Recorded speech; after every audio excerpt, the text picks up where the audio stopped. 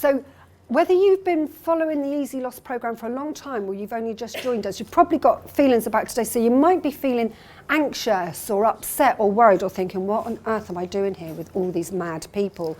What we really want you to feel about today and about the Easyloss program is excited. You really need to feel excited about the journey that you're going to take now, because Easyloss really is the answer. If you work with us, we promise you it will work. It may seem too easy, it may seem unbelievable that it could work, but there's lots of gold members here that will tell you from their experience, they started off in exactly the same place as you, thinking, how can this work for me? 10 years ago when James and I devised the programme, I was a size 18. So 10 years on, we know it still works, and we've got gold members who have been with us using the app for a year, 18 months, who will tell you, yeah, it does still work, and they're not still listening to hypnosis, and they're not having to consciously follow the guidelines. It just automatically happens for them now. So whether you've tried to lose weight before and you've lost weight and failed and put the weight back on again, what you need to be is absolutely sure that this time you can do it. It will work for you this time. What's happened in the past is that you've got a pattern of behaviour where you've gone on a diet, a restrictive diet, you've calorie counted, you've weighed, you've measured, you've lost a few pounds, and then you've put it all back on again. And what it does is reinforce a belief that losing weight is really difficult or really hard. It isn't. It's the easiest thing in the world to lose weight if you can just find someone who knows how to do it, get them to show you, and then do exactly what they did. So with Easyloss, it's not a magic formula where you listen to a few hypnosis recordings and then the weight just drops off and stays off without you making any other changes. So it's not magic. You do have to put some effort in, but if you put the effort in, then the magic does happen. What Easyloss is a step-by-step program that if you follow it, if you work with us, trust us, even if you don't believe it yourself in the beginning, if you believe that it will work and follow the guidelines and do what we ask you to do, you will get the same results as we have, and we're here to support you to do that. So we've got a team of people working with us. We're very fortunate. There's James and I, there's Sabine, and there's Jo, and there's Maurice, who couldn't be with us today, but there are now 5 of us available to answer questions on the Facebook group, to answer questions one-to-one, to arrange Skype sessions. And if you just trust us, we promise that we will do everything we can to support you to get the weight loss results that you need. But when you've had an appointment with us or when you've had a chat with us, it's no good thinking that's a nice idea and just leaving it at that, because nice ideas don't work. That's all it will stay, is a nice idea. If we give you a recommendation or suggest something to you that you do, it's really important that you follow those instructions, because there may be that it's not for everyone else who's following the guidelines. It's a tweak just for you. If you do it, you'll get the results you're looking for. A lot of people have said to James and I in the past, well, who are you to tell us how to lose weight? A lot of people who come to our practice in particular come in and they're overweight themselves, they're feeling bad, they're feeling despondent, and then they see somebody who's slim, who's not overweight, and they think, you know, that we might be sitting there in judgment. How could we possibly know how it feels? I certainly know how it feels. I was somebody who was overweight, who did feel helpless, who did feel really low. I felt it was hopeless. I'd done everything, and if you were at the last conference, you'll know my story, and if you weren't, we do have DVDs of the last conference, so I won't go into all that again, and a lot of people already know. But what we did was decide that we needed to work on something that was going to help me to lose weight and to keep the weight off permanently. So we began to work on a program, and as we worked on it, I began to really believe that this was working this time, and it was reasonably effortless compared to what I'd done before. So if it was working for me, there's nothing special about me, I just know how to do it. So if it was working for me, it stood to reason that it could work for anyone who just followed what we were doing. So the Easyloss program is not a diet. It's not following a diet plan or somebody else's rules or somebody else's guidelines. What works for one person following the Easyloss program may not work exactly for you. It's really important that you focus on what you feel and not what somebody else is telling you. A lot of the time, and I've got some questions at the end, and if there is time for me to do them, we'll do them all together. If not, we'll have a chat at the end when there's some time for questions and answers. A lot of the time, what people will give you information about what they've done and will work for them. If it doesn't work for you, it doesn't mean the Easyloss program isn't working for you. It just means you're listening to somebody else rather than listening to yourself. when we created the Easyloss program, what we started to do was look at the habits and the behaviour of naturally slim people. Slim people just eat normally, but they do eat quite slowly, and they do focus on what they're eating. They stop when they're no longer hungry. Slim people don't eat diet food. You never see any slim person calorie counting on the back of a packet, or looking for fat-free food, or following a diet program. Naturally slim people eat normal food. They do eat salad, but they're just eating it because that's what they want, not because it's what they feel they need to have. So when I started my weight loss journey, if you like, I'm going back probably for 30 years, and when I was very overweight, I did what overweight people do. I ate diet food, I followed external control, I followed diets, and I joined a fat club. And every week I went to the fat club, and so some weeks, you know, I'd done really well and I got the certificate and the gold star, and other weeks I'd done really bad and felt absolutely shit about myself. So one of the first things I had to do was realise that naturally slim people don't go to fat clubs. So I left the fat club, and like most people who don't subscribe to these kind of groups anymore, when I first left I did gain several pounds. And with the pounds that I gained from not going to the fat club, I was able to buy myself things that, rather than just subscribing to the weekly weight loss group. I stopped focusing on what I weighed, and to this day I still have no idea what I weigh, but I do know that my clothes still fit, and that's good enough for me. I've got trousers that I wear that are 6, 7 years old. I'm quite happy with that. It doesn't matter whether the scales say I weigh 8 stone or 9 stone or 10 stone. I can still fit in my size 10 trousers, so it doesn't matter what the numbers say on the scales. What I started focusing on was where I wanted to go. What I wanted to do was to be able to wear a pair of jeans that I felt comfortable in, and that I felt good in, that I felt good about myself. So when you start with the Easyloss program, although we have to give you weight numbers on the program initially to follow as a guideline to move on to the next stage, once you've reached that 8 pound goal, forget the scales and just keep working on feeling slimmer, feeling fitter, feeling happier in yourself. We want you to feel really proud of who you are, really excited about what you're achieving. And whether it's a few pounds up or a few pounds down, it doesn't matter what it says on the scales. If you're feeling that you're in control and that the weight loss program is working for you, the more you feel good about yourself, the more motivated you will be to keep going with the program, and the less likely you will be to eat emotionally. You have to make up your mind what you want to feel like and start focusing on that, because up until now, or until you started the program, a lot of your focus would have been on feeling overweight, feeling unpleasant about yourself, not feeling good about yourself. You need to change the focus from today to start thinking like a slim person. And a slim person gets up in the morning, and as my son keeps telling me, what you need to do, Mum, is get up in the morning, punch the day in the face. Because the minute you get up and you feel really good, you've eliminated any kind of emotional eating. It doesn't matter what you do, how silly it is. You get up in the morning and you make yourself feel good, because no one else is going to do it for you. Stop thinking, oh, this is just another program that I'll give it a go, I'll try, and maybe it'll work, but I don't think it's going to work for me. Or maybe it'll work, it works for other people, but you know, I've been to Weight Watchers, I've been to Slim and World, it hasn't worked for me, why would this? Make up your mind that now you're going to just think like a slim person, you're going to be happy about the results that you're going to get, even if initially they are just in your thoughts. So you're going to follow the guidelines, put 100% into it, and if you think about it, it's just 4 things you need to do. Just 4 simple things. You only eat when you're hungry, whatever the reason. If you are not physically hungry, it's not a physical hunger, you don't need to eat. You need to eat whatever you want, and that doesn't mean, oh, I want to eat cake. You really have to ask yourself, what do I want to achieve? Do I want to be slim, fit and healthy? If I want to be slim, fit and healthy, is this cake going to help me achieve that? If it's not, then don't eat it. It's not about excluding foods or depriving yourself of food. It's about thinking about food in a different way and getting away from that diet mentality, that diet treadmill of it's okay to have this because I'm not depriving myself. It's not about depriving yourself. It's about being honest with yourself. Is this going to make me feel vital? Is this going to make me feel healthy? No, it's not. You wouldn't want to eat that. You know, it's that word want, not whether you can. You can eat anything you like. You eat it slowly and consciously. If you can't sit down and eat it slowly and consciously, then wait until you can. People say things to us like, oh, well, I work shift work and I can't always eat at the time that they say if I'm not hungry. What should I do?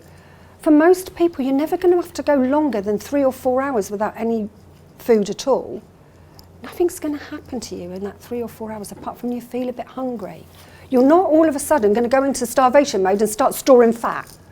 It takes 3 weeks, and I think most of us can quite safely say we'll be all right on what we've got for 3 weeks before you start to go into starvation mode and you need to panic. So unless you work a shift where it's going to be 3 weeks before you can possibly get anything out of store, you really don't need to be worrying about that.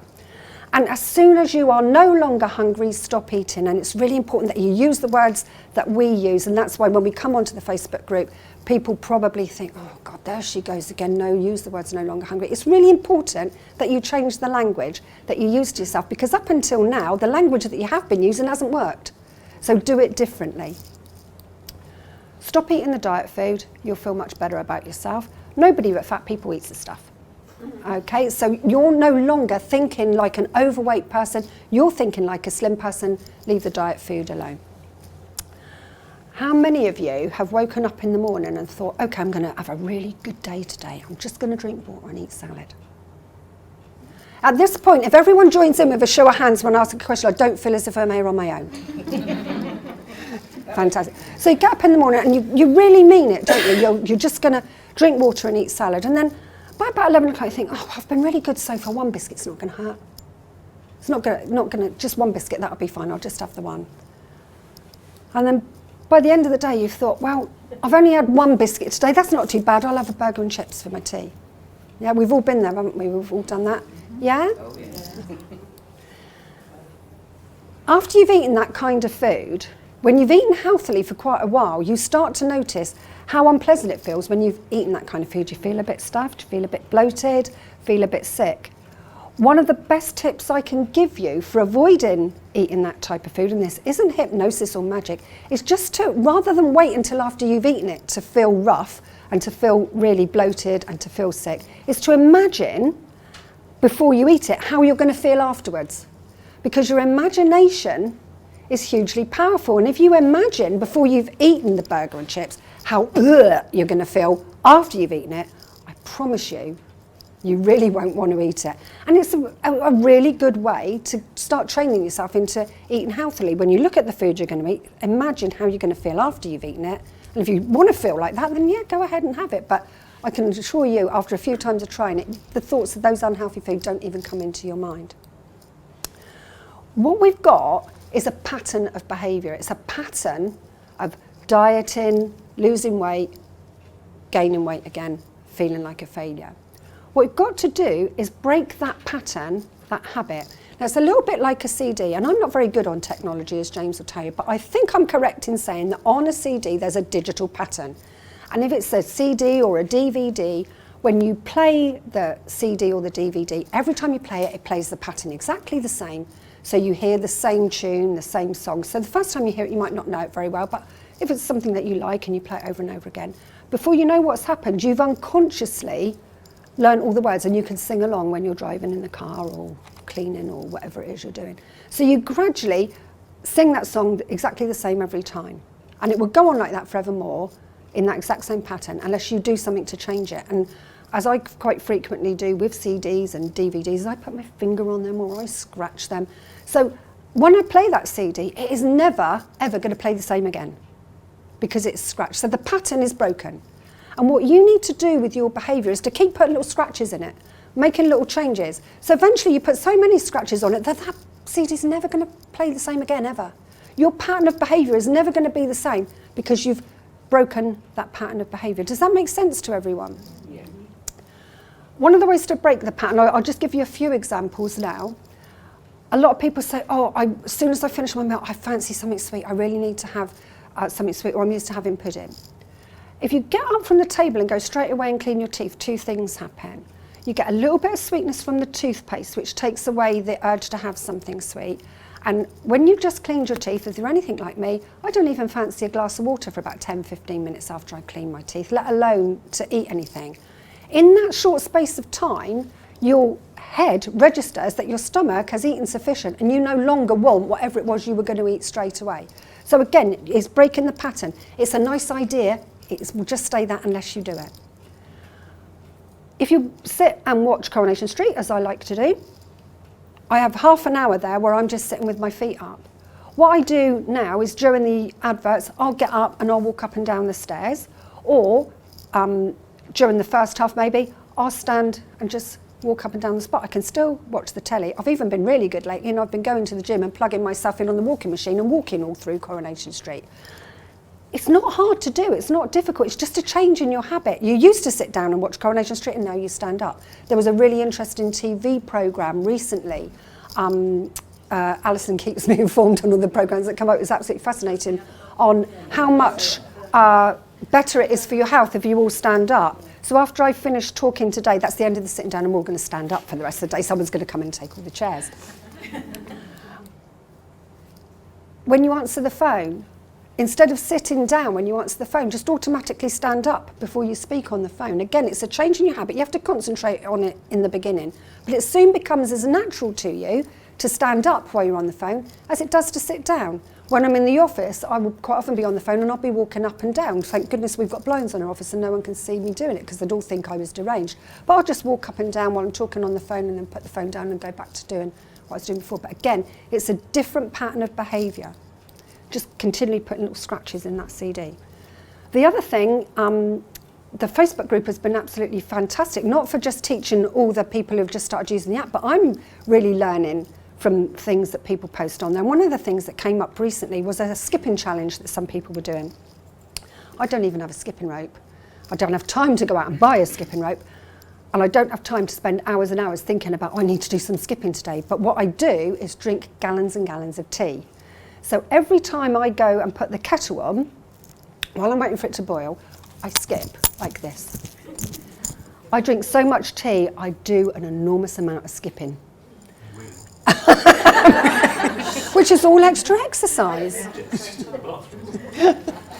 Oh, thanks for sharing that. When we were running through last night, James said, oh, I didn't know you did the skipping when you made the tea. I said, yeah. I said, and I do it when I'm coming out of the bathroom. When I've been to the loo, before I leave the bathroom, I do 50 skips like this, which is okay at home because I live by myself. But James did say, is that why there's a crack in your bathroom floor? No. But I also do it at the office, and sometimes I think there's no one else in there, and then as I come out, I realise there is. And they must have think, what the hell is she doing in there? I'm doing 50 skips. Again, we take things for granted and we take the easy path. So imagine now that maybe you take your dog for a walk in the woods every day, and there's a path there that you're going to go along, and it's an easy path. It's got a little bit of gravel. You follow that path. It may not be the path you want to take, and it may not be the path you want to go along, but you take your dog along this path for a walk every day. So there's my path, there's my dog. I miss him. He's not with Julie from the sex shop today, he's with somebody else. So we set off along the same path every day, and every day we walk that way because it's easy, and because it's what we're familiar with, and it's because it's what we know. But how would it be if you decided, actually, I want to go a different way through that wood, and there's not a path there to start off with, but I'm just going to give it a go. It might be a bit difficult, it might be a bit of a challenge, but I'm going to go through a different path. I'm going to go through the undergrowth and the bush, and it's going to be difficult, and you're going to have to climb over stuff, and it's going to take you a bit longer maybe than it would normally, and you're going to end up somewhere else. But if you keep going day after day, following that same path that you've now created, the new path that you've created, gradually the path gets worn in, it gets easier and easier, and then you find that other people start to use the path that you've created. So it gets easier and easier, there's more and more of you using the path. Is this making sense? Yeah. And as more and more of you use the path and it gets wider, you end up somewhere else. It gets easier and easier to follow that new pattern, that new path. So I hope that makes some of what we're asking you to do make more sense of why we're asking you to do it, and make it seem less of a challenge and less difficult. Now I've got just about 7 minutes, so we'll get through as many of these as we can. But what I'd like to do is just to talk amongst ourselves now about some of the things, the comments that come up on the Easyloss group. I apologise now if I've pulled off one of yours, but I was just pulling off a few that I thought, this is something that, people are keeping themselves, with this kind of thinking, they're keeping themselves along the same path that they've always been going along. And so, bearing in mind what we've just been talking about and what I've just said, to see if we can find a different way. So the first thing, someone would have posted something like, starting tomorrow, wish me luck. Does a gold member want to say what they think about that? You don't wish anybody luck, because if they do it, it's going to work. Absolutely, don't need any luck. You don't need luck. Start now. Yeah, why start tomorrow? Tomorrow never comes. I'm mad at myself, I'm sat with chocolate on my lap, I'm not hungry, I'm just being plain greedy, nom nom nom, what on earth's wrong with me? All the restraint's gone out of the window and I'm destined to be Fatty McFatso forever. Flat.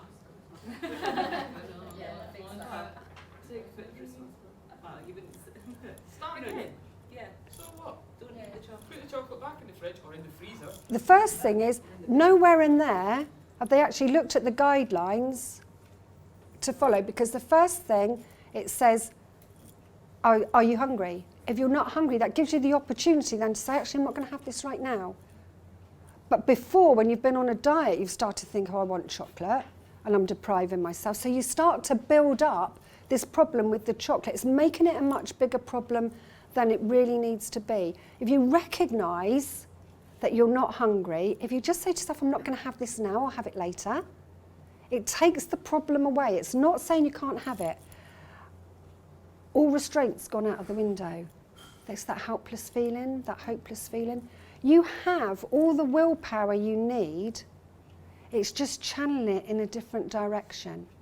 And you don't have to look at it and say, oh, I can't have this chocolate all day. You're just not going to have it right now. You're just going to distract yourself away for a few minutes. And if you distract yourself away for a few minutes, before you know what's happened, you've forgotten all about it and you don't feel so bad.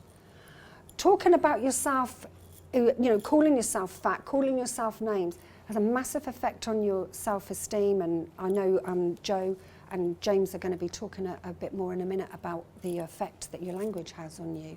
So by calling yourself fat, by putting yourself down, you're actually contributing to the problem you have with the overeating. Please, please help me. I'm eating my own weight in chocolate every day and feel generally low. Has anyone here ever eaten their whole weight in chocolate? You have. You've given it a good go. I've given it a good go. Again, it's all about that language, that catastrophic language that you use. I don't think anyone here has ever eaten their entire body weight in chocolate in one day, let alone every day. But just by using that language, I know the person who's written it doesn't literally mean that, but just by using that language, they're generating those feelings of being upset, the feelings of being out of control, feeling generally low. When you go onto the Facebook group, you'll notice there are a lot of people now posting positive things and they're getting a far better response than the people who are posting the negative things. By being sympathetic and making, I don't know what the word is, but being supportive of people's buying into the negative behaviour, we're really not helping them. We're not helping them to behave in the way that they need to get the positive results. So if everybody here, whenever they see a negative thought or comment, would not ignore it, but not put too much to it, but whenever they see somebody writing a positive comment, really boost up that person for putting their positive comment. It actually makes them feel so good that they'll post another one. And you're not making them big-headed, or you're not paying flippant attention to it. You're actually helping to really boost that person's self-esteem to give them a bigger chance of success. You're doing more good for that person than by responding to their negative comments and feeling low. For some people, session 2 and 3 are not as effective as session 1. I've tried session 2 and 3 a number of times and it just doesn't work for me. Now that's going back to what I said about sometimes people find different bits of the programme work for them and not others. Now what we need to be very aware of is that the app is a very general use programme. that has been put together as a result of the thousands of hours that we've worked one-to-one with clients in our practice. And we've found that that formula works best for most of the people who would use the app. It will work really, really well for quite a few people. It will work well for the majority. Some people won't get such a good result, and those are the people that need one-to-one help or extra help from one of the Gold members to actually identify what it is individually for them. Now, for some people, all they need is session 1, but that doesn't mean that it's right for everyone else. And by advising people only to use session 1, or by saying things like it doesn't work, we have got a huge number of people using that Facebook group who are very suggestible. And the minute it's suggested, well, that doesn't work very well, they start to think, oh, it doesn't work. So they put less effort in. And they could be missing out on using session 2 or applying session 3, which would work really well for them, even though when I've been on session 2 or session 3, I haven't found it as effective. Does that make sense? So it's about keeping in mind the fact that the programme as it stands is not going to work for every single person. And if it isn't working as it stands for every single person, then what we need to do is to get those people the one-to-one help to make the tweaks that are necessary to get sessions 1, 2 and 3 working for them. I'm away for 2 days, so I expect to put some weight on. Then you will. Then you will. You've given yourself the reason, haven't you? Absolutely. Again, we've found from our experience of working with overweight people that you go on holiday, so you automatically expect to come back half a stone heavier. So that kind of makes it okay. We go on holiday, we go away, we work away, we spend a lot of our time in hotels. I do not expect to eat more than I need just because I'm not at home. It's not about going away, it's about repeating the behaviour you've repeated before. If you're on holiday, what better opportunity to really look after yourself, to pay yourself the extra attention to be able to concentrate on the guidelines. You're away on holiday, you're looking after yourself, you don't have to cook, you don't have to think about the food, you can just make the choices from what's there and what's available to you. And I think there are quite a few Gold members in particular, I'm not sure how many other Facebook members here that experience this, but they have all been on holiday and come back and actually having lost weight rather than putting it on like they did before. So again, it's getting away from that thinking of what's happened before, breaking that pattern and actually looking forward to going away and coming back, either having stayed the same or actually having lost weight because you've had that opportunity to put the extra focus on yourself. I'm so struggling, hormonal time the last few days, only naughty food would do and keep the hunger at bay.